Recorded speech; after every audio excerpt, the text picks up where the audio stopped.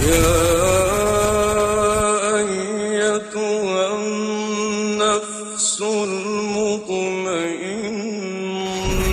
ارجعي إلى ربك راضية مرضية فادخلي في عبادي وادخلي جنتي. بسم الله الرحمن الرحيم والصلاة والسلام على أشرف المرسلين سيدنا محمد وعلى آله وصحبه ومن صار على نهجه إلى يوم الدين. اللهم اجمعنا عليك ولا تكلنا إلا إليك. أرنا اللهم الحق حقا وارزقنا اتباعه وأرنا الباطل باطلا وارزقنا اجتنابه واجعلنا من عبادك الصالحين وجندك الغالبين وأوليائك المقربين برحمتك يا أرحم الراحمين. Chers frères et sœurs, nous reprenons les cours relatifs à l'exégèse et commentaire des petites sourates du Coran, sourate al-Mufassal. Et comme vous le savez, nous avons commencé exceptionnellement par les dernières sourates en remontant au fur et à mesure. Ce n'est pas une coutume, bien entendu. Normalement, le mieux c'est de faire l'inverse. Mais le but étant que la majorité des frères et sœurs connaissent par cœur ces petites sourates et parfois et sous-estiment leur portée et leur grandeur. Et c'est pour cela qu'on a préféré commencer dans ce sens-là. Et aujourd'hui, nous allons commencer par aborder le commentaire de Sourate Al-Kafirun, la 109e sourate dans l'ordre des sourates du Coran.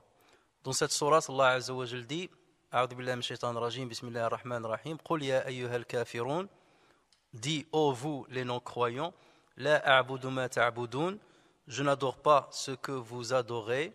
ولا أنتم عابدون ما أعبد, et vous n'êtes pas adorateurs de ce que j'adore. ولا أنا عابد ما عبدتم, et je ne suis pas adorateur de ce que vous avez adoré. ولا أنتم عابدون ما أعبد, et vous n'êtes pas adorateurs de ce que j'adore. لكم دينكم ولي دين, à vous votre religion et à moi ma religion. Vous verrez qu'avec les Corans traduits que vous avez, il y a des petites nuances que j'ai changées puisqu'ils s'adaptent beaucoup plus au sens des versets. Alors, comme on commence toujours par le titre qui a été donné par les savants pour cette sourate, il faut savoir que plusieurs titres, à l'instar de la majorité des sourates, plusieurs titres ont été donnés, attribués à cette sourate. Le titre, bien entendu, le plus connu, le plus répandu, c'est Sourate Al-Kafirun, sourate des non-croyants, Sourate Al-Kafirun. Et ceci a été le cas parce que c'est le sujet à propos duquel cette sourate va parler. Elle va répondre à des non-croyants qui ont interpellé le prophète sallallahu alayhi wa sallam sur une question relative à la religion. On le verra tout à l'heure. L'imam al-Bukhari, dans son Sahih, a mis un chapitre qu'il a intitulé dans l'explication de cette sourate, l'exégèse de cette sourate, où il a écrit Sourate Qul ya ayyuhal kafirun. Donc il a repris, et ça il le fait généralement pour beaucoup de sourates, donc il a repris entièrement le premier verset de cette sourate, et c'est le titre qu'il lui a donné. Certains l'ont intitulé Sourate al-Ikhlas, à l'instar de Sourate Qul huwallahu ahad, qui s'appelle officiellement, si j'ose dire, de manière plus répandue, Sourate al-Ikhlas. Et ceci, comme on le verra, parce qu'il y a un lien étroit entre ces deux sourates au niveau de leur objet. Et d'ailleurs, on le verra, le prophète sallallahu alayhi wa sallam avait souvent l'habitude de prier certaines prières particulières en lisant dans la première raka'a sourate Qul ya ayyuhal kafirun et dans la deuxième raka'a sourate Qul huwallahu ahad. Et ce choix-là n'est pas anodin. Si le prophète sallallahu alayhi wa sallam a choisi bien ces deux sourates dans la même prière qu'il répétait souvent, c'est qu'il y a forcément un sens, et c'est pour attirer notre attention sur le message que transmet ces deux sourates. À l'instar de sourate al-Ikhlas, puisqu'on l'a appelé sourate al-Ikhlas, sourate al-Kafirun a aussi été intitulée al-Muqashqisha. Al-Muqashqisha. On les appelle toutes les deux al-Muqashqishatayn. Al-Muqashqishatayn. Elle est sourate al-Ikhlas.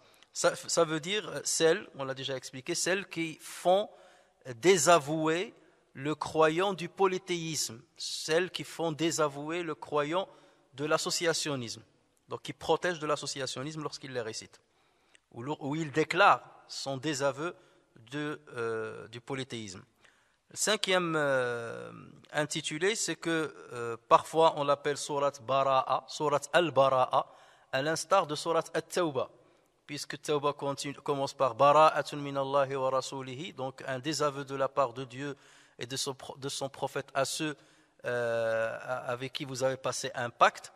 Donc là aussi c'est une Bara'a, c'est un désaveu de Dieu et de son prophète de la proposition que les polythéistes ont fait au prophète sallallahu alayhi wa sallam, dont on va parler tout de suite après. Sixièmement, on lui a donné plusieurs autres intitulés, on ne va pas s'arrêter sur chacun, mais on l'a appelé Surat Ad-Din, puisque à la fin il termine par Lakum dinukum waliyadin, Surat la religion, Lakum dinukum, vous avez à vous votre religion et à moi ma religion. On l'a appelé Surat Al-Ibada, puisque le mot l'ibada se répète souvent, la a'budu ma ta'budun, la antum a'abiduna ma a'bud, wa la ana a'abidun ma abatum. Donc vous voyez que le mot l'ibada a été répété plusieurs fois sous plusieurs formes. Donc voilà pourquoi certains l'appellent Surat Al-Ibada, Surat de l'adoration. Et on l'appelle aussi Surat Al-Munabada, Surat Al-Munabada, qui signifie le dénoncement. Donc le dénoncement, donc mettre un barrage entre le croyant et le non-croyant en termes de doctrine, en matière de doctrine. Alors certains savants considèrent que la majorité de ces noms-là ne sont pas des titres, mais ce sont plutôt des descriptions. Ce sont seulement des descriptions et qu'ils ne peuvent pas être considérés comme des titres qui définissent cette sourate. Et eux, ils font la distinction entre le titre et la description.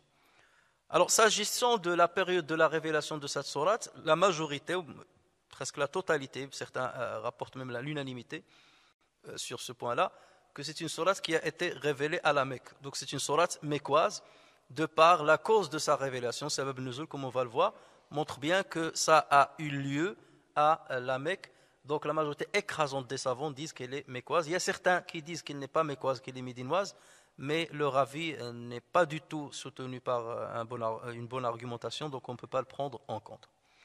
Alors maintenant, concernant la cause de la révélation de cette sourate, on va citer deux hadiths, mais il y en a d'autres qui vont dans le même sens.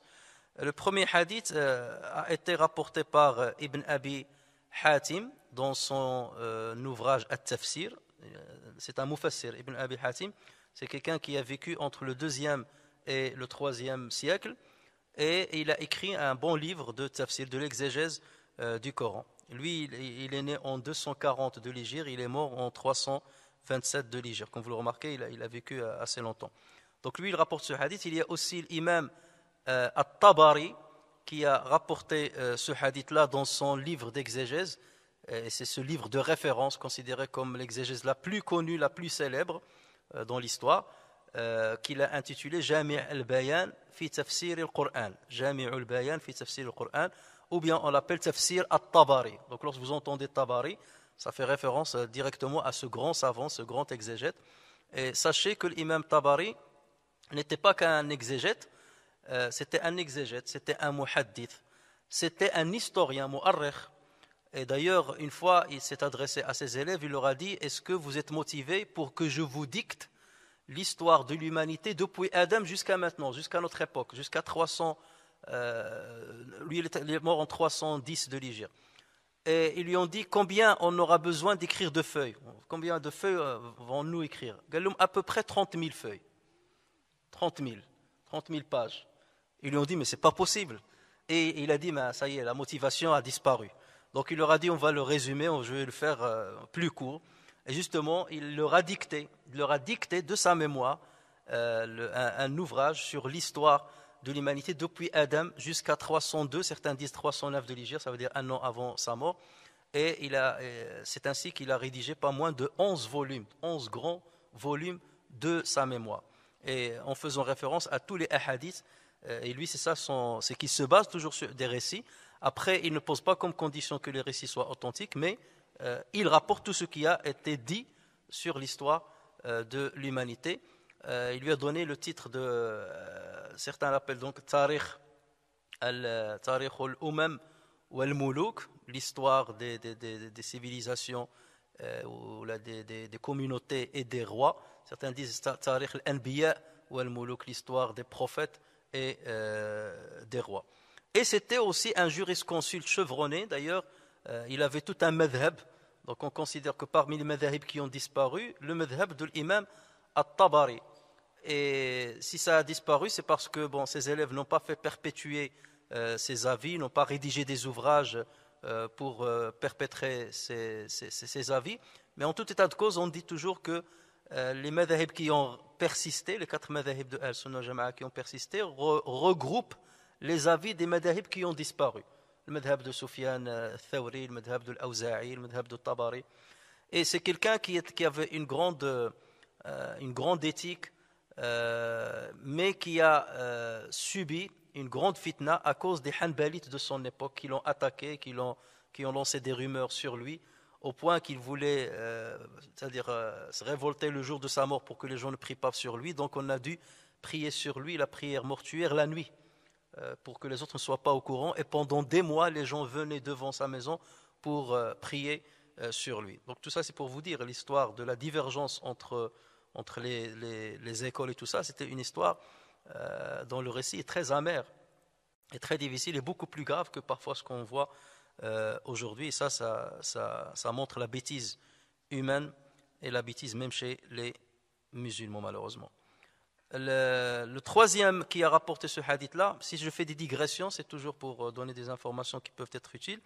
Il a été rapporté par l'imam Tabarani. C'est pour ça qu'il faut que vous fassiez attention. Il ne faut pas mélanger entre Tabari et Tabarani. Ils ont vécu à peu près dans la même période. Lui, il est plus jeune. Enfin, il est né en 260, alors que l'imam Tabari il est né en 224, et il est mort en 360 de l'Hijri. Il a vécu une centaine d'années. L'imam Tabarani, c'est une grande référence. C'est un hafid. C'est une grande référence dans le hadith.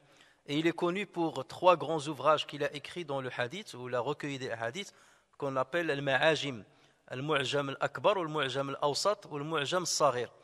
Et vous avez sûrement l'habitude d'avoir entendu al-Sunan, les livres de Sunan, les livres de al-Musnad, ou al-Masanid, et les livres de al-Ma'ajim, ou le mu'jam au singulier. Et parfois on se pose la question quelle est la différence entre les 3.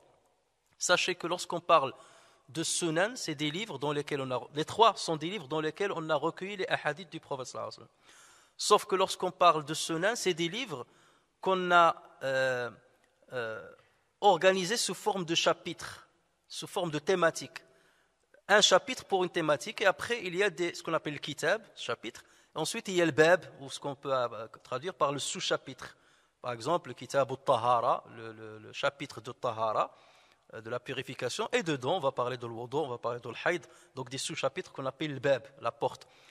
Donc les hadiths sont classés par rapport à des thématiques. Ceux-là on les appelle sunan, comme le livre de Bukhari, comme le livre de Muslim, comme les 4 livres de sunan, qui en plus de Bukhari et Muslim font les 6 livres de grande référence. Donc on parle de sunan Tirmidhi, de Sunan Ibn Majah, de Sunan Abu Daoud et de Sunan Nasa'i. Après, lorsqu'on parle maintenant de l'Musnad, le Musnad, ce sont des livres, bien entendu, où on a recueilli aussi les hadiths, sauf que cette fois-ci, on ne les a pas fait par thématique. On a recueilli les hadiths des compagnons du prophète sallallahu alayhi wa sallam. On prend chaque compagnon et on dit voilà les hadiths qu'il a rapportés. Abu Bakr a rapporté ça, Omar a rapporté ça, Uthman a rapporté ça, radwanullahi alayhim.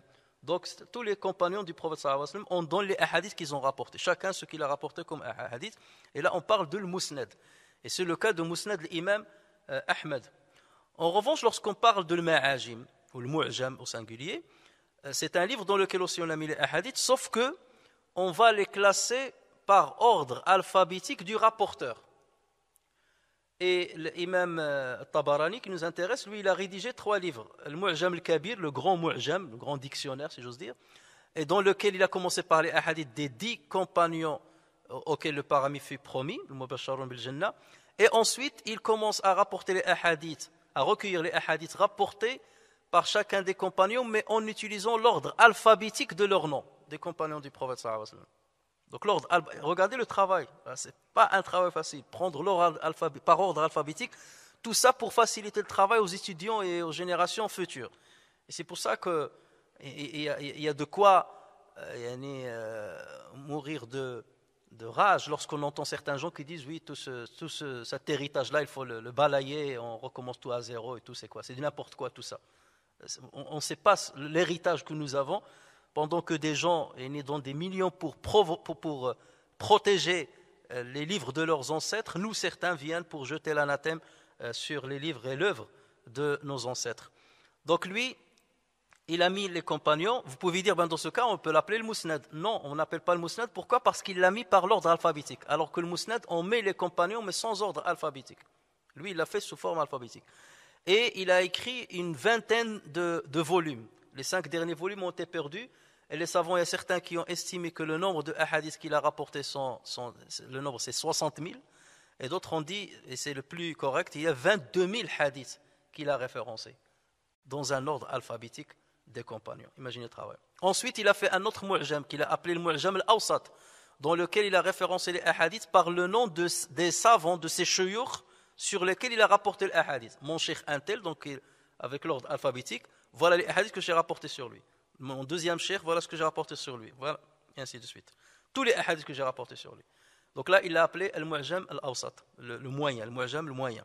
Et le dernier, le mu'jam saghir, le petit mu'jam, donc il a fait la même chose que le mu'jam al-awsat, sauf qu'il ne rapporte pas tous les hadiths de ses shuyukh. Pour chaque cheikh, il rajoute un hadith. Il ramène un hadith. Et il y a les livres qu'on appelle atraf. Atraf, ce sont des livres qui recueillent les hadiths, mais eux, ils prennent que le début ou une partie du hadith pour les référencer. Après, ça facilite à l'étudiant ou au savant d'aller chercher la suite du hadith pour apporter le maximum. Donc tout ça, c'est pour vous montrer la variété du travail qui a été accompli par le muhaddithin. C'est un travail exceptionnel et extraordinaire. Et ça vous montre aussi la motivation et la grandeur du travail que ces gens ont fait et comment ils ont consacré toute leur vie pour servir la communauté musulmane. Et ils l'ont servi et ils vont continuer à la servir et leurs ouvrages continueront à servir la communauté musulmane, non déplaise à ceux qui veulent en découdre avec cet héritage. Alors, ce hadith-là, qu'est-ce qu'il dit? Donc, c'est un hadith qui est rapporté sur Ibn Abbas, radiyallahu anhu, dans lequel il dit Quraysh ont promis de donner au prophète, sallallahu alayhi wa sallam, de l'argent, de sorte qu'il soit le plus riche parmi eux, et de le marier avec la femme de son choix, et de le mettre à leur tête, de le mettre comme gouverneur à leur tête, et le suivre, de sorte qu'il délaisse sa religion, qu'il délaisse ce pourquoi il dit être envoyé. Ça veut dire délaisse le message de l'islam.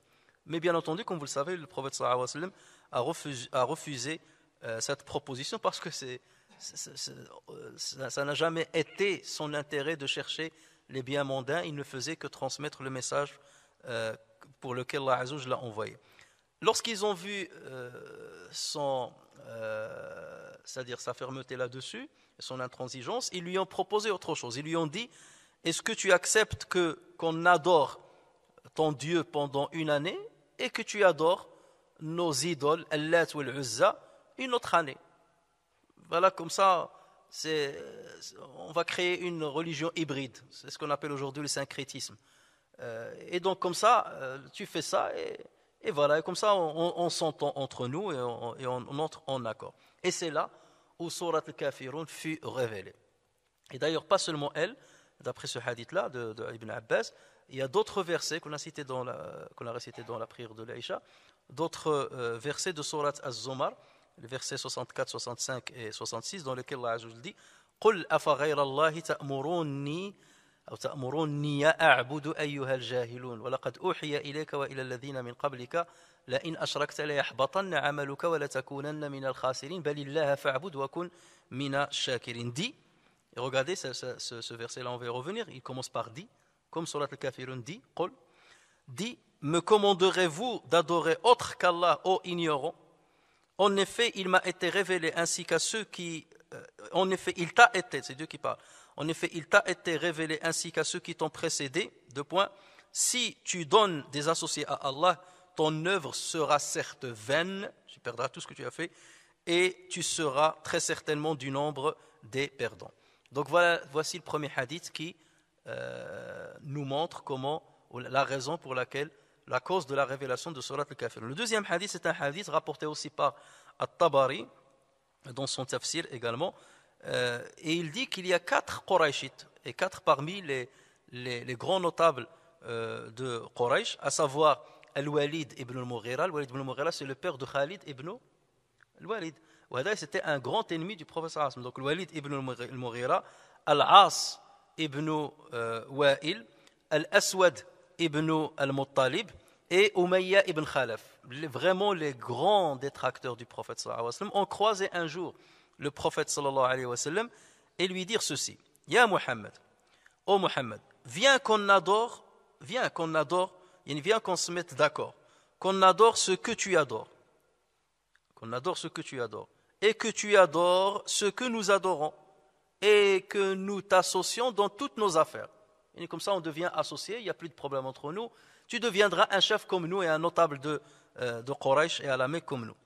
Si ce que tu as ramené, c'est-à-dire la religion musulmane, si ce que tu as ramené est mieux que ce que nous avons, que ce que nous adorons, nous serions associés à toi et nous aurions pris notre part de bien.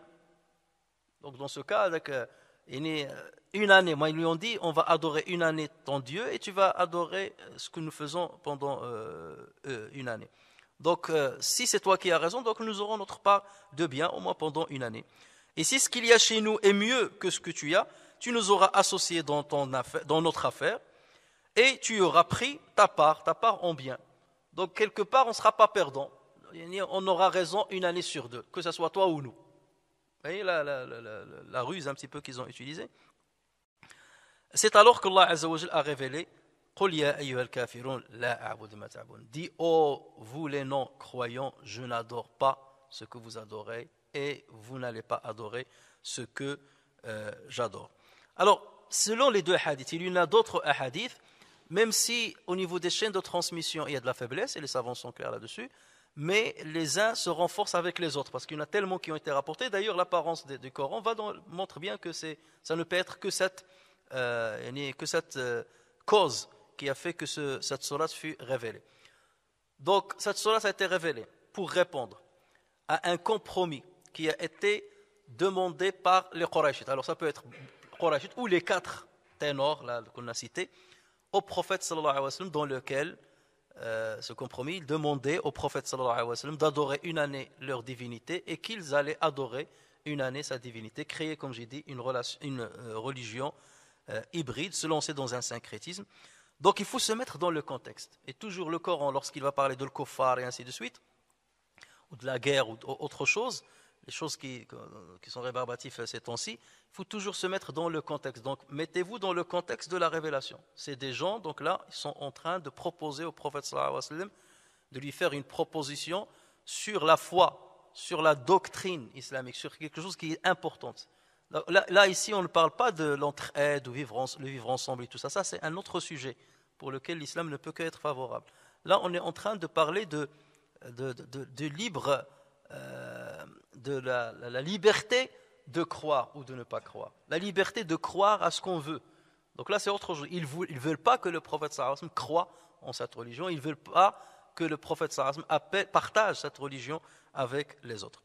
Alors, avant d'entrer dans le vif du sujet, quels sont les mérites de cette sourate, comme on le fait pour chaque sourate? De par les titres, les nombreux titres qui ont été donnés à cette sourate, on peut comprendre que c'est une sourate qui a de grands mérites et qui est très importante. Et comme on l'a dit, lorsque vous voyez les titres se répéter, avoir beaucoup de titres pour une sourate, c'est qu'elle a de l'importance. Et d'ailleurs, le simple fait qu'elle ait été associée à sourate al-Ikhlas, c'est qu'elle a beaucoup de mérites. Et on a déjà parlé des mérites de sourate al-Ikhlas. Donc, si elle y a été associée dans la lecture du prophète sallallahu alayhi wa sallam, comme on va le voir, c'est qu'elle a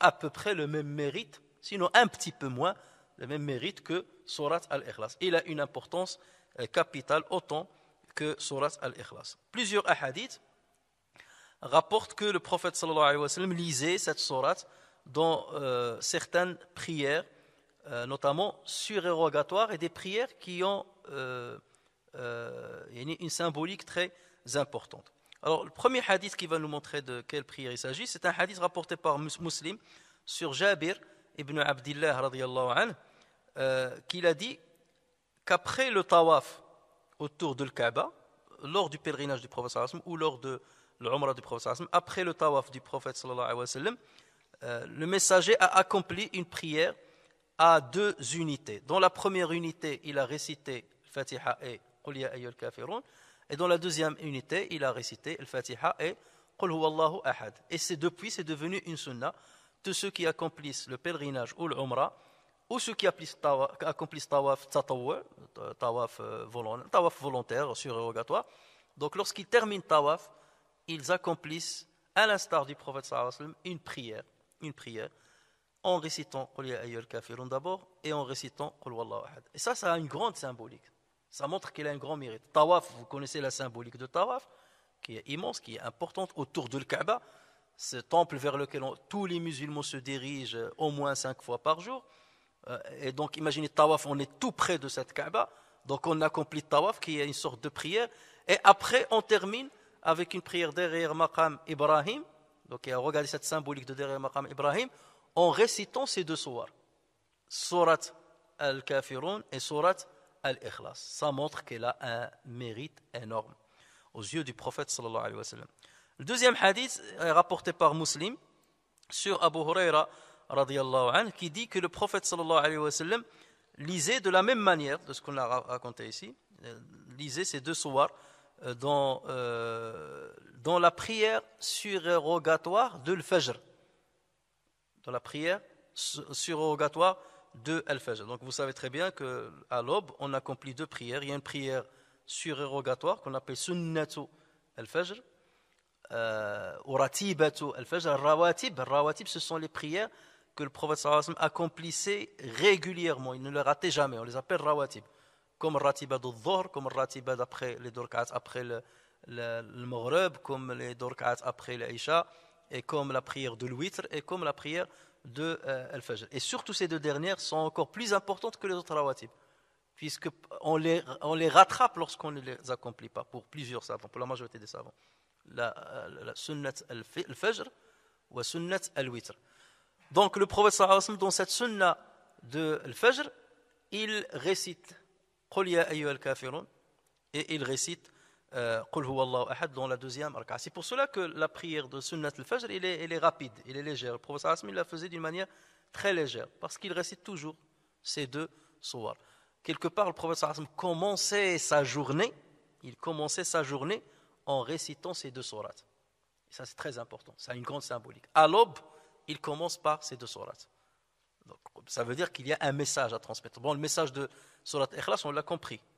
Là, ça parle de l'unicité de Dieu, ça parle de la grandeur de Dieu, des attributs de Dieu, Tawhidullah Azza wa Jal.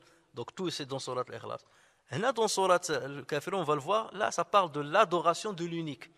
Donc autant là-bas, ça fait référence aux attributs de Dieu, donc la aqidah au niveau des attributs. Ici, c'est la aqidah au niveau de la pratique.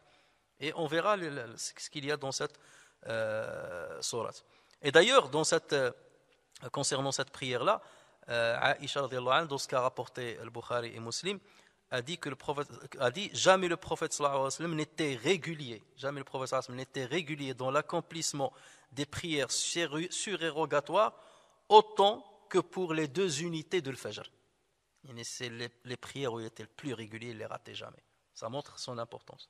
Et dans un autre hadith rapporté par Muslim, le prophète sallallahu alayhi wa sallam dit Rak'ata al-Fajri khayrun min ad-dunya wa ma fiha. Les deux unités, les deux rak'at de l'Fajr est mieux que l'ici-bas et tout ce qu'il contient, ou tout ce qu'il y trouve. Les deux rak'at de l'Fajr sont mieux que l'ici-bas et ce qui s'y trouve.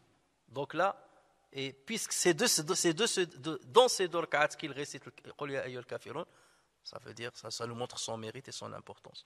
Troisième hadith est rapporté par l'imam Ahmed et d'autres narrateurs sur Ibn Umar radiyallahu anhuma, que le prophète sallallahu alayhi wa sallam a lu ces deux sourates de la même manière. Il a fait deux rak'at en lisant ces deux sourates dans la ratiba de l'Maghrib, de la salat Maghrib. La ratiba, comme on a dit, ce sont les prières que le prophète sallallahu alayhi wa sallam accomplissait souvent et qui sont liés à des prières obligatoires. Donc vous savez qu'après la prière de l'Maghrib, juste après, on accomplit une ratiba de 2 rak'at. Donc Ibn Omar, il a dit, il a entendu le prophète sallallahu alayhi wa sallam plus de 10 fois, bid'a ashara marra ou bid'atan wa 20 marra. Il est plus de 10 fois, et parfois dans une autre version, plus de 20 fois récité Qul ya ayyuhal kafirun dans la première raka'a, Qul huwa Allahu ahad dans la deuxième raka'a, juste après al-Maghrib. Ça veut dire quoi? Ça veut dire que peut-être il le faisait tout le temps. Ouais, il l'a entendu plus de 10 fois ou bien plus de 20 fois. Parce qu'il ne va pas l'écouter tout le temps.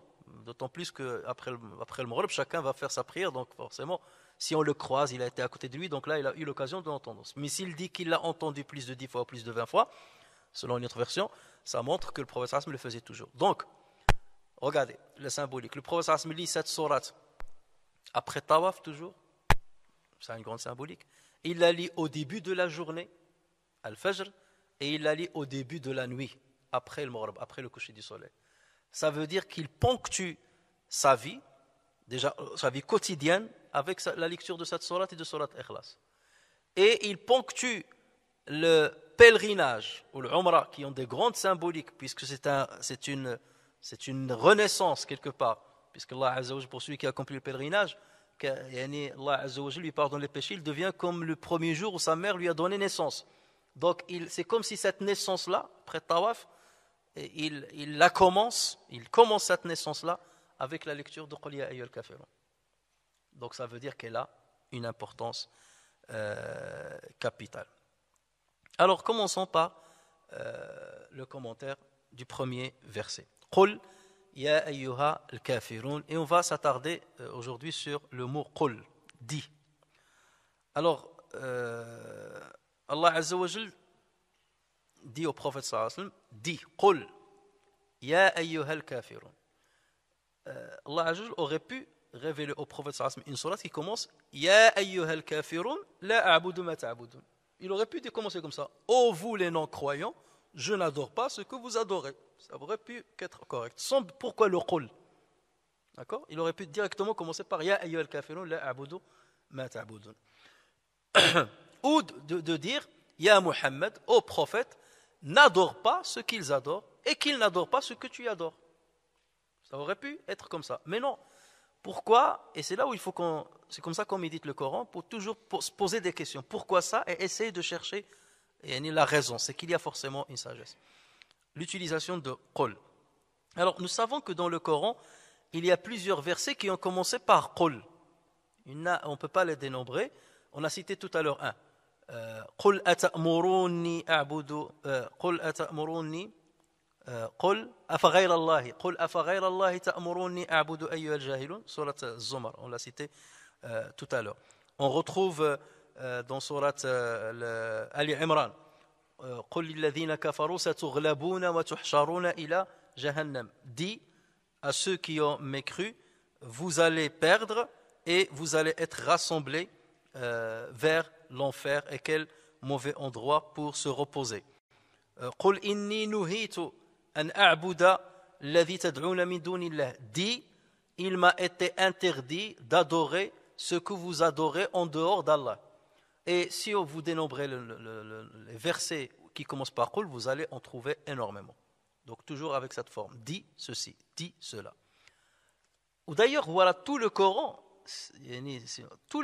va dans le sens de dis ceci, dis cela. Ça veut dire le prophète sallallahu alayhi wa sallam ne dit pas de lui-même, ne choisit pas le mot de lui-même. Tout ce que le prophète sallallahu alayhi wa sallam a transmis à sa communauté s'agissant du Coran, c'était les dires de qui? D'Allah Azza wa Jal. Donc ça sous-entend, Dieu lui a dit, dis ce que je te révèle. Mais ici il y a une autre précision en plus, de rajouter le Qul, ça donne une force. Là, on sait que le prophète ne fait que dire ce que Dieu lui a dit. Mais pourquoi cette insistance? Pourquoi répéter ce Qul? Donc, dans des versets, c'est qu'il y a une importance. Et l'autre chose, c'est qu'on trouve qu'il y a des sourates qui commencent par Qul. Et ces sourates-là, ils sont en nombre de 5. Il y a Qul uhiya ilayya annahu istama'a nafarun min al-jinn, sourate al-jinn. Donc, dit, il m'a été révélé qu'un groupe des djinns ont prêté oreille à moi lorsque je lisais le Coran. Et il y a قل يا أيها الكافرون, la sourate que nous sommes en train de commenter. قل هو الله أحد, sourate Al-Ikhlas. قل أعوذ برب الفلق, sourate Al-Falaq. قل أعوذ برب الناس, sourate Al-Nas. Voici les 5 sourates qui commencent par قل. Si on voit ces 5 sourates, on va trouver que dans les premières, les 3 premières sourates, قل أوحي إلي, قل يا أيها الكافرون, قل هو الله أحد. Dans ces 3 premières sourates, le prophète sallallahu alayhi wa sallam est invité à transmettre des paroles bien précises. Dans le cas de le djinn, c'est Uhiya ilayya. Voilà la parole que tu dois transmettre. Il m'a été révélé qu'un groupe de djinn. Qul ya ayyuhal kafirun, donc ce qu'il faut transmettre, qul, c'est il faut transmettre cette parole-là. Ô vous les non-croyants, je n'adorerai pas ce que vous adorez. Et qul huwa Allahu ahad, dit, et en l'occurrence dis-le à tout le monde à qui veut l'entendre, il est l'unique, il est Allah l'unique, Wallahu ahad. Donc les 3 transmettent invite le prophète sallallahu alayhi wa sallam à transmettre des paroles bien précises aux autres. Dans les 2 dernières sourates, le Falaq et le Nas, le prophète sallallahu alayhi wa sallam est invité à répéter pour lui des paroles bien précises pour se protéger contre certaines choses. A'udhu bi rabbil falaq, donc il parle de lui. Donc ce sont des paroles qu'il dit à lui, mais pour lui. Je demande protection auprès de Rabbil Falaq. Je demande protection auprès de Rabbin Nas. Donc là, c'est pour lui. Alors que pour les 3 sourates, c'est pour les autres. Donc il y a forcément une importance dans ceci et un secret dans cela qu'on découvrira au fur et à mesure. Alors maintenant, la question qu'on peut se poser, c'est pourquoi cette sourate a commencé par, après avoir parlé de di et tout ça, pourquoi ça a commencé par qul? Il y a des savants qui ont donné, par exemple, Imam Razi, dans son exégèse Mafatihul Ghaib, il a donné plus de 30 explications. Plus de 30 explications pour dire pourquoi il a commencé par qul. Imaginez la méditation jusqu'où elle peut partir. Mais après, il y a trop de détails. Donc le but, c'est de trouver les plus importantes, les raisons qu'on peut tirer, les sagesses qui sont les plus importantes. Alors la première sagesse qu'on peut extraire ou bien qu'on peut déduire, c'est que le prophète sallallahu alayhi wa sallam devait répondre à une proposition faite par des non-croyants. En l'occurrence, ces 4 personnes qui ont fait une proposition au prophète sallallahu alayhi wa sallam et ils attendaient de lui une réponse. Voilà, on te propose ce compromis, on te propose cet accord-là. Donc on attend de ta part une réponse. Le prophète sallallahu alayhi wa sallam s'est abstenu de leur répondre, de lui-même. Donc il a attendu qu'Allah azza wa jalla lui donne une réponse. Ça ne veut pas dire que le prophète sallallahu alayhi wa sallam doutait ou il avait une envie cachée d'accepter. Non, pas du tout. C'est que ça, c'est une chose importante et donc la réponse doit être importante. La réponse doit être importante. Et puisque cette réponse est importante, donc qui doit prendre j'allais dire la responsabilité de leur répondre sur cette affaire importante? C'est Allah Azza wa Jal. Donc j'attends ce qu'Allah Azza wa Jal va me dire. Donc là, c'est Allah Azza wa Jal qui lui dicte ce qu'il faut dire. Dis, Ya ayyuhal kafirun. Donc voilà comment tu dois leur répondre. Ça veut dire que sur cette question-là, Ya Muhammad, c'est pas toi qui donnes ton avis. Tu n'as pas à donner ton avis sur une question de ce genre. Autant tu as le droit de donner ton avis sur des choses qui se rapportent à la politique, aux relations, les intérêts, les désavantages, enfin les intérêts, les inconvénients. Mais sur cette question-là qui a un rapport avec la doctrine, avec la aqidah, tu n'as pas à donner ton avis. Donc moi je vais te dicter à la lettre ce qu'il faut leur dire. Donc le prophète sallallahu alayhi wa sallam va dire Qul ya ayyuhal kafirun. Voilà ce que j'ai reçu.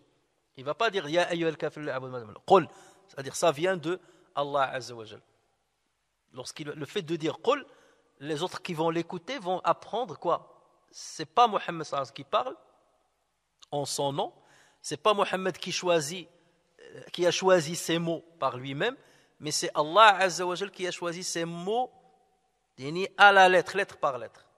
Et il a dit au prophète de nous les répéter. Donc le qul là a une importance. S'il a été enlevé, n'importe qui peut dire mais c'est toi qui dis ça, tu nous dis ça avec tes mots. S'il a dit ya ayyuhal kafirun la a'budu ma ta'budun. Ya ayyuhal kafirun la a'budu ma ta'budun. Non, le fait de rajouter qul, ils vont savoir que c'est une chose importante. C'est Dieu qui lui dicte ce qu'il est en train de nous dire. Donc comme j'ai dit, lorsque le prophète sallallahu alayhi wa sallam dans certaines situations il prenait des décisions, d'accord, personnelles. Il faisait un ijtihad personnel et après il prenait des décisions. Mais sur cette question-là, il n'a pas fait de ijtihad. D'accord ? Il y a des domaines dans lesquels on fait le ijtihad et même si on a tort, même si on se trompe, on a l'ajr, on a la récompense d'avoir accompli l'ijtihad. Mais sur des affaires comme l'aqida, il n'y a pas d'ijtihad. Il n'y a pas de concession. On est intransigeant. Regardez, concernant la bataille de Badr, les prisonniers de la bataille de Badr, le prophète sallallahu alayhi wa sallam a fait un ijtihad par lui-même. Et le Coran est venu pour lui montrer que son ijtihad n'était pas correct. Il s'est trompé. D'accord ? Lors de la bataille de l'Ahzab, des coalisés, le prophète sallallahu alayhi wa sallam a fait un ijtihad. Lorsque les coalisés sont venus, il y avait parmi eux la tribu de Ghatafan. Et le prophète sallallahu alayhi wa sallam savait que cette tribu-là, ce qui l'intéressait, c'est l'argent. Donc, qu'est-ce qu'il a dit ? Il a lancé des négociations avec Ghatafan. Il leur a dit, est-ce que vous pouvez délaisser les coalisés et ne pas attaquer Médine, et je vous donne le tiers de la récolte des dattes de Médine. Je vous donne le tiers de la récolte des dattes de Médine. Ça, c'est un ijtihad que le prophète sallallahu alayhi wa sallam a fait. Mais ça concerne une affaire politique, où il y a les intérêts et les inconvénients. Donc, le prophète sallallahu alayhi wa sallam, il a dit, il y a un inconvénient à donner le tiers de la récolte de Médine à ces gens-là, mais l'avantage, c'est qu'on va fragiliser les coalisés, fragiliser la force de nos ennemis. Et dans ce cas-là, l'attaque qu'ils veulent faire va tomber à l'eau. Lors de le Hudaybiyah, on a parlé de Hudaybiyah beaucoup dans l'autre sourate, la sourate précédente. Le prophète sallallahu alayhi wa sallam aussi, il a fait un ijtihad. Il a dit, s'il m'invite à quelque chose, à un accord, à un pacte, où la religion gardera le triomphe, j'accepterai. Et le prophète sallallahu alayhi wa sallam a accepté le pacte, même si dans son apparence, il y avait des articles qui paraissaient être au désavantage des musulmans. Et le prophète sallallahu alayhi wa sallam a accepté ces concessions, même si ce n'était pas vraiment des concessions plus tard. On s'est rendu compte que ce n'était pas des concessions. Mais dans l'apparence, tous les compagnons, en tout cas, les ont pris comme des concessions. Et le prophète sallallahu alayhi wa sallam s'est permis de faire ces concessions. Donc il s'est permis de faire ces concessions dans la bataille de l'Ahzab, de faire cette concession dans la bataille de Badr, de faire cette concession dans le pacte de l'Hudaybiyah. Donc là, il avait une marge de manœuvre. Mais concernant une affaire qui a un rapport avec la doctrine, l'adoration, vous me proposez d'adorer votre Seigneur une année et moi j'adore votre Seigneur une année, vous adorez mon Seigneur une année. Sur cette question-là, il y a intransigeance. C'est pas à moi de répondre. Ça ne relève pas de mes compétences. L'affaire de la doctrine ne relève pas de la compétence du prophète. Les affaires de relations, ou les intérêts, ou le politique, ou kada, ça relève de ses compétences et Dieu lui a donné la possibilité de faire des jihad et Dieu, s'il le faut, il le corrigeait. Mais sur cette question-là, il n'y a pas à faire de... Donc là, c'est pour que le prophète sallallahu aussi leur montre. Vous n'avez pas à négocier avec moi sur cette question-là, une fois pour toutes. Parce que cette sourate-là a été révélée dans le début de l'islam. Ils ont commencé les pourparlers, tout ça. Donc là, c'est une fois pour toutes, on va fermer et clôturer cette discussion sur cette question-là. N'espérez jamais, ne rêvez jamais que je céderai une once concernant la question de ma doctrine. Sur cette question-là, c'est important, ou la question de mon adoration. Sur d'autres choses, on peut discuter, on peut trouver une entente. Mais sur cette question-là, il n'y en a pas. Voilà pourquoi il y a dit. Donc ça veut dire que, moi, ils vont dire, on n'a même pas à lui parler parce que c'est un ordre qui lui est venu de son Dieu. Allez négocier avec Dieu dans ce cas. Moi, je ne suis pas concerné. C'est lui qui m'a dit de vous dire ça. Donc, pas moyen de revenir une deuxième fois pour discuter là-dessus parce que moi, je ne fais que transmettre ce que Dieu m'a dit. Voilà. Deuxième sagesse qu'on peut extraire ou déduire, c'est que le prophète sallallahu alayhi wa sallam était quelqu'un de tendre, comme on le sait. Et Allah Azza wa Jalla, d'ailleurs, lorsqu'il parlait du prophète sallallahu alayhi wa sallam, Il disait وَمَا أَرْسَلْنَاكَ إِلَّا رَحْمَةً لِلْعَالَمِينَ. Nous t'avons envoyé comme miséricorde pour l'univers. Il a dit du prophète sallallahu alayhi wa sallam فَبِمَا رَحْمَةٍ مِنَ اللَّهِ لِنْتَ لَهُمْ وَلَوْ كُنْتَ فَضًّا غَلِيظَ الْقَلْبِ لَانْفَضُّوا مِنْ حَوْلِكَ. C'est par quelques miséricordes de la part d'Allah que tu as été si doux envers eux. Mais si tu étais rude, au cœur dur, ils se seraient enfuis de ton entourage. Allah Azza wa Jalla dit au prophète sallallahu alayhi wa sallam, Ud'u ila sabili rabbika bil hikmati wal maw'izati al hasana, appelle au sentier de ton Seigneur avec sagesse et avec une bonne exhortation. Wajadilhum billati hiya ahsan, discute avec eux de la meilleure des façons. Normalement, c'est comme ça que le prophète sallallahu alayhi wa sallam réagissait. Naturellement, c'était quelqu'un qui était tendre et qui était doux et qui était très très gentil et qui était indulgent envers ses ennemis. Mais là, Allah Azza wa Jalla, lorsqu'il lui dit dis ce qui va suivre, dans ce qui va suivre, il y a une fermeté. C'est pas de l'agressivité, c'est pas de la violence, mais une fermeté, une intransigeance. Cette fermeté, on la voit tout de suite lorsque on va revenir. Même cet appel-là, il y a une force dedans. Il aurait pu dire ayyuhal kafirun, ya kafirun là. Ya ayyuha al-kafirun, on reviendra là-dessus. Et après, il les a qualifiés de quoi? De l-kafirun. Et vous savez qu'aujourd'hui, lorsque tu dis à quelqu'un kafir, ça choque tout de suite. Voilà, c'est un mot, c'est un qualificatif qui ne doit pas choquer. Nous, aux yeux des autres, nous sommes des kuffars. Parce qu'on va expliquer ce que ça veut dire le mot kafir. Nous, pour les autres, nous sommes des kuffars. D'ailleurs, même le Coran le dit. لقد كان لكم أسوة حسنة في إبراهيم والذين معه إذ قالوا لقومهم إنا براء منكم ومما تعبدون من دون الله كفرنا بكم يعني إحنا كفار de ce que vous faites. كفرنا بكم وبدا بيننا وبينكم العداوة والبغضاء أبدا. Donc pour eux nous sommes des kuffars. Nous ne croyons pas, par exemple, avec les chrétiens, nous ne croyons pas en la divinité de Isa alayhi salam. Donc sur ce point-là, nous sommes kuffars aux yeux des chrétiens. Les chrétiens croient en la divinité de Jésus. Nous ne croyons pas, nous sommes des non-croyants sur ce point-là. Donc ce n'est pas péjoratif, c'est un qualificatif. Donc lorsqu'on dit le kafir, c'est un qualificatif qui n'est pas une agressivité comme certains laissent entendre ou croient que c'est le cas. On verra qu'il n'y a pas de problème là-dessus. C'est des qualificatifs. Nous sommes des kuffars à vos yeux, vous êtes des kuffars. Nous ne croyons pas à certaines choses, donc nous sommes kuffars de ces choses. Et vous êtes kuffars de certaines choses auxquelles nous croyons. Donc voilà, tout simplement. Mais ça reste quand même un petit peu ferme et un peu dur par rapport à l'habitude qu'avait pris le prophète sallallahu alayhi wa sallam lorsqu'il parle à son peuple. Il aurait pu dire dis qul ya qawmi la a'budu ma ta'budun. Dis oh mon peuple, j'adore pas ce que. Et d'ailleurs le prophète sallallahu alayhi wa sallam, c'est ce qu'il utilisait d'habitude. Allahumma ighfir li qawmi fa innahum la ya'lamun. Seigneur, pardonne à mon peuple mais l'utilisation de mon peuple, il a une connotation de gentillesse, de tendresse. Oh mon peuple, mon peuple, c'est les attributs. D'accord? Il montre le lien entre nous sommes le même peuple, nous sommes les mêmes. D'accord? Mais là, non, le fait de dire Qul ya ayyuhal kafirun, et il les a qualifiés comme ça, c'est pas de l'agressivité, mais c'est seulement une fermeté dans le message. Alors que le prophète sallallahu alayhi wa sallam avait l'habitude d'être tendre. Donc là, Allah Azza wa Jal ne lui donne pas le choix. Il ne lui donne pas la marge de manœuvre. C'est moi qui vais les qualifier. C'est moi qui les qualifie de ce mot-là.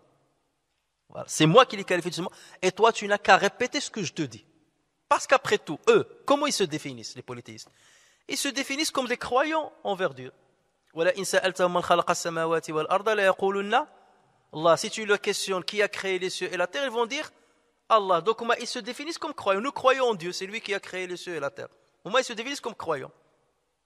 Mais ici Allah Azza wa Jal, il est en train de leur répondre lui-même. Vous dites que vous croyez en moi? Ben moi je vais vous répondre. Vous êtes des non-croyants.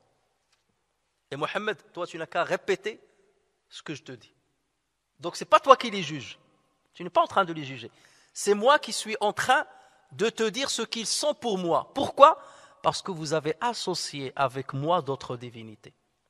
Parce que vous pensez que vous vous rapprochez de moi en vous soumettant ou en adorant certaines divinités. Ben moi, cette manière ou cette méthode avec laquelle vous m'adorez, je vous dis que vous êtes des non-croyants. Donc c'est moi qui prends en charge cette responsabilité de vous qualifier de ce nom-là. Et toi, Mohammed, tu n'es qu'un messager, qu'un transmetteur, transmets-leur cette information. Donc le prophète sallallahu alayhi wa sallam, Ya ayyuhal kafirun, c'est entre vous et Dieu. Vous vous dites que vous croyez en lui, voilà ce qu'il m'a dit de vous dire. Voilà le message, voilà la réponse qu'il vous dit. Vous n'êtes pas croyant. Cette croyance que vous prétendez n'est pas une croyance pour Dieu. On parle du même Dieu. Ah ben lui, il vous répond, ce n'est pas une croyance. Et moi, je vous répète ce qu'il m'a dit. Voilà pourquoi on comprend qul, l'importance de qul. Si cette qul a été enlevée, et le prophète aurait dit Ya ayyuhal kafirun, ils auraient pu dire tu es en train de nous juger, toi. Parce que tu dis cette parole de ta bouche. Ya ayyuhal kafirun. Non, qul, non, ça c'est Dieu qui m'a dit de vous le transmettre.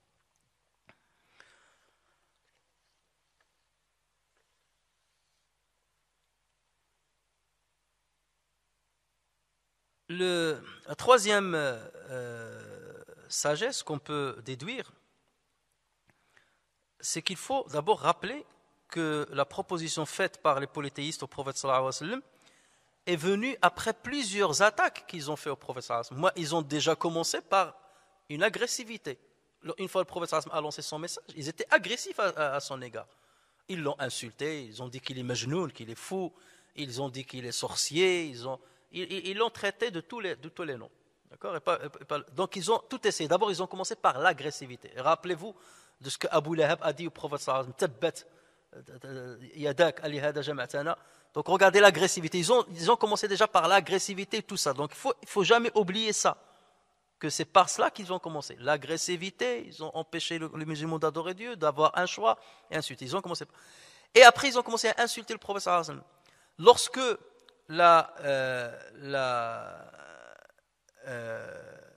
lorsqu'il disait tu es l'abtar, ils ont traité le prophète sallallahu alayhi wa sallam d'être l'abtar. Et l'abtar, c'est celui qui n'a pas de postérité, celui qui n'a pas d'enfant, de garçon, un enfant garçon, qui hériterait de son nom. Comme le prophète sallallahu alayhi wa sallam n'avait que des filles, et les garçons qu'il a pu avoir sont morts, donc moi, il le traitait de l'abtar. C'est-à-dire que c'était quelqu'un, tu n'as même pas de descente. Ton nom ne va même pas durer dans le temps. Et ça, c'était toujours, un homme aime toujours avoir un garçon qui fait transmettre son nom. Donc moi, il l'insultait comme ça, l'abtar. Et c'est pour ça qu'Allah a dit Inna shani'aka huwa al-abtar. Celui qui t'insulte ou qui t'attaque, c'est lui qui est le vrai coupé. L'abtar dans un autre sens, parce qu'il peut avoir, c'est un mot polysémique qui peut avoir d'autres sens. Donc, Allah Azza wa Jalla est en train de leur dire vous êtes permis d'attaquer le prophète sallallahu alayhi wa sallam et d'utiliser des sobriquets concernant une situation dont il n'est pas responsable. Est-ce qu'il est responsable de ne pas avoir de garçon? Est-ce qu'il est responsable de ne pas avoir de garçon? Il n'est pas responsable. C'est le destin, c'est son destin. Il n'y a pas de responsabilité là-dessus. Et malgré ça, vous utilisez ça. Normalement, on n'a pas à traiter quelqu'un de quelque chose dont il n'avait pas le choix. Tu traites quelqu'un d'être laid. Tu dis tu es laid. Mais il avait le choix de dessiner son visage. Il n'avait pas le choix de dessiner son visage. Tu traites quelqu'un d'être muet. Il est né muet. Tu vas dire, le muet. J'ai pas le choix. Dieu m'a créé comme ça. Donc vous le traitez d'être abtar, de ne pas avoir un enfant garçon. Vous le traitez sur quelque chose dont il n'est pas responsable. Ben moi, je vais vous qualifier de ce dont vous êtes responsable. C'est le kufr. Donc moi, je vous qualifie de quelque chose qui est réel. C'est la non-croyance. Alors que vous l'attaquez sur une chose dont il n'a aucune responsabilité. Et le kufr, la non-croyance, vous êtes responsable. Vous y êtes responsable. Et vous serez jugé sur cette non-croyance devant moi. Donc c'est toujours qui parle dans ce sens-là? C'est Allah Azza wa Jalla. Donc pour leur montrer que c'est lui qui parle, il lui dit, dis ça. Dis-leur ça. C'est pas toi qui le dis. Au moins ils t'ont attaqué, c'est moi qui prends ta défensive et je vais leur répondre, mais avec quelque chose de plus logique. Alors qu'eux, ils t'attaquaient sur quelque chose qui n'est pas logique. Quatrième sagesse qu'on peut déduire, c'est que Allah Azza wa Jalla, à travers Hadqul, il donne de l'importance au prophète sallallahu alayhi wa sallam. Il leur montre la place qu'occupe le prophète sallallahu alayhi wa sallam auprès de Dieu. D'accord? Dieu aurait pu répondre, ô prophète, n'adore pas ce qu'ils adorent et qu'ils n'adorent pas ce que tu adores. Ça aurait pu être révélé comme ça. Mais lui, lorsqu'il lui dit, dis, transmets-leur ça, et Allah Azza wa Jal, donc, a utilisé le prophète sallallahu alayhi wa sallam comme intermédiaire entre lui et eux, ça veut dire que ce prophète a une importance. Il vous transmet ma parole telle qu'elle est, parce que c'est mon prophète, c'est mon messager. D'accord? Je l'ai utilisé pour vous transmettre ce que je vous dis. Donc ce n'est pas n'importe qui. Et d'ailleurs, regardez, elle a été utilisée dans la sourate, il a été utilisé dans la première personne du singulier. La a'budu. Il aurait pu dire Ya ayyuhal kafirun la ta'buduna ma na'bud. La na'budu ma ta'budun. Au pluriel. Nous les musulmans, on ne va pas adorer ce que vous adorez. Mais là, il a utilisé au singulier, qui est le prophète sallallahu alayhi wa sallam. La a'budu, je n'adorerai pas. Et vous n'adorerez pas ce que j'adore. Vous voyez, donc le je, c'est qui? Il revient au prophète sallallahu alayhi wa sallam. C'est pour montrer son importance dans cette sourate. Il aurait pu parler d'une manière générale et dire nous, dites-leur nous. Qulu ya ayyuhalladhina amanu qulu la na'budu ma ta'budun wa la antum 'abiduna ma na'bud wa la nahnu 'abiduna ma ta'budun wa la antum 'abiduna ma na'bud lakum dinukum wa lana din. Il aurait pu le faire comme ça, en s'adressant ya ayyuhalladhina amanu. Mais le fait en disant qul au singulier, donc il s'adresse au prophète, et après tout le reste, c'est le prophète sallallahu alayhi wa sallam qui parle, ça montre la grandeur du prophète sallallahu alayhi wa sallam auprès de Allah Azza wa Jal. La cinquième chose, c'est que cette sourate a été révélée après la période où la révélation s'est arrêtée. Vous savez que pendant une période, la révélation, pendant quelques semaines, la révélation s'est arrêtée au prophète sallallahu alayhi wa sallam. Et les Qurayshites ont commencé à se moquer du prophète sallallahu alayhi wa sallam. Et ils lui ont dit wadda'aka rabbuka wa qalak. Ton Seigneur t'a abandonné et il t'a détesté. Ça y est, il ne te révèle plus le Coran. Et ça s'est arrêté la révélation. Après, la révélation est revenue avec force. Et il est revenu avec surat Duha. Wad-Duha. Et Duha, c'est l'aube naissante, la journée lorsqu'elle commence. C'est la reprise de la journée. C'est comme si la révélation va revenir. Et on dira plus avec détail lorsqu'on abordera cette sourate. Wad-Duha wal-layli idha saja ma wadda'aka rabbuka wa ma qala. Ton Seigneur ne t'a pas abandonné et il ne t'a pas détesté. Ma wadda'aka rabbuka wa ma qala. Donc là, le prophète Allah Azza wa Jal a donné cette sourate-là pour la déclarer à tout le monde. Je n'ai pas abandonné mon messager. Je n'ai pas détesté mon messager. Donc là, c'est comme si le prophète sallallahu alayhi wa sallam défendait donc le prophète sallallahu alayhi wa sallam et il leur montrait, voilà, je suis à côté de mon messager, avec surat al-Duha. Et là, il a fallu que le prophète sallallahu alayhi wa sallam aussi leur montre et leur déclare qu'il est à côté de son Seigneur. D'accord? Je n'adorerai pas ce que vous adorez et vous n'adorerez pas ce que j'adore. Donc voilà, autant Allah Azza wa Jalla a déclaré qu'il n'a pas abandonné son prophète, autant là c'est le prophète qui leur déclare qu'il n'abandonnera jamais son Seigneur. Vous voyez cette symbiose? D'accord? Et c'est pour ça que Allah Azza wa Jalla lui dit, je te montre comment le dire.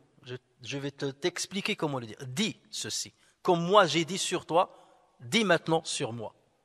Et montrons-leur que nous sommes unis. Je ne t'abandonnerai pas, je te soutiendrai jusqu'au bout, et toi tu ne m'abandonneras jamais, et tu seras intransigeant sur cette question de religion, et tu seras lié à moi et lié à ma religion et à mon adoration. Donc vous voyez cette comparaison. Et tout ça c'est avec le mot qul, l'importance du mot qul. Alors le temps nous presse, et je vais terminer avec une sixième quand même, pour ne pas perdre le fil la prochaine fois. La sixième sagesse aussi qu'on peut déduire, c'est que lorsqu'Allah Azza wa Jal s'est adressé à Moïse et à Haroun, qu'est-ce qu'il leur a dit? Idhaba ila fir'auna innahu tagha. Allez-y chez Pharaon parce qu'il s'est vraiment rebellé. Faqula lahu qawlan layyinan la'allahu yatadhakkaru aw yakhsha. Dites-lui une parole douce. Peut-être se rappellera-t-il, peut-être craindra-t-il Dieu.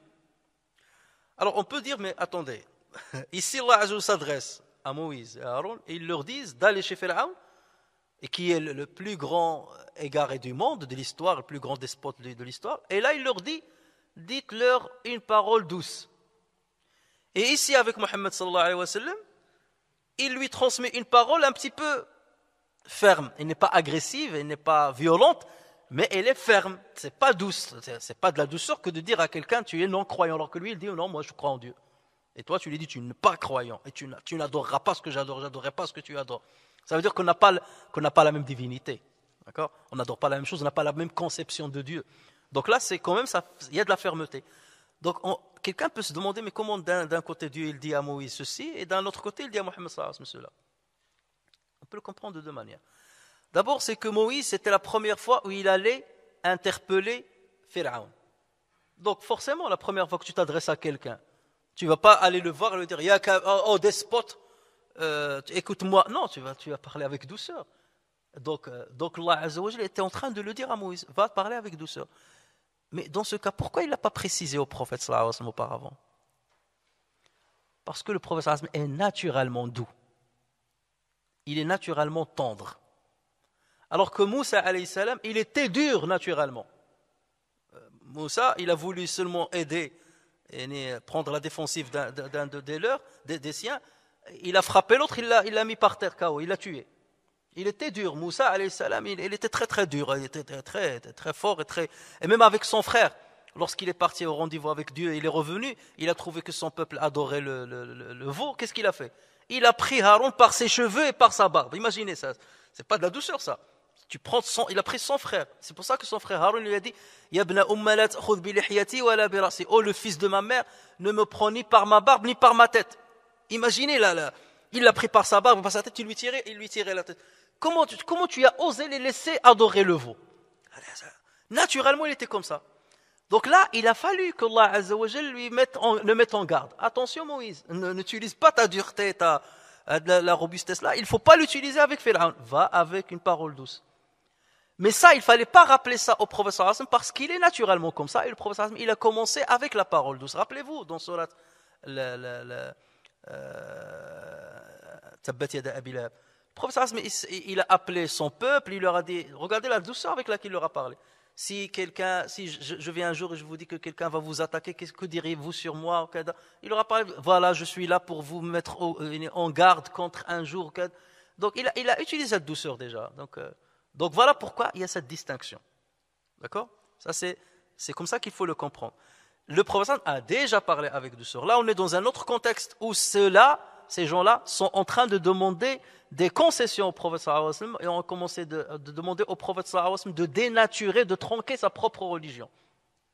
Donc là, c'est autre chose. C'est là où il fallait parler avec fermeté, ce n'est pas forcément une agressivité.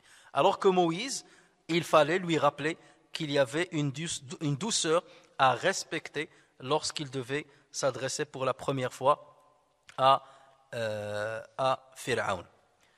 Et je vais m'arrêter là parce qu'il y a encore une autre partie importante pour terminer la question du dit. Où on va essayer de montrer d'ailleurs les différentes fois où Allah Azza wa Jalla a réprimandé le prophète sallallahu alayhi wa sallam. C'était toujours sur la douceur excessive du prophète sallallahu alayhi wa sallam. Donc il fallait mettre un équilibre. Parce que parfois la douceur, lorsqu'elle dépasse, la tendresse, lorsqu'elle dépasse un certain niveau, elle peut représenter un inconvénient pour celui qui est doux et même pour celui envers qui on s'est adressé avec tendresse. Une maman qui est trop tendre avec ses enfants, ça va en faire des enfants gâtés et ce n'est pas à leur avantage, ça va leur desservir.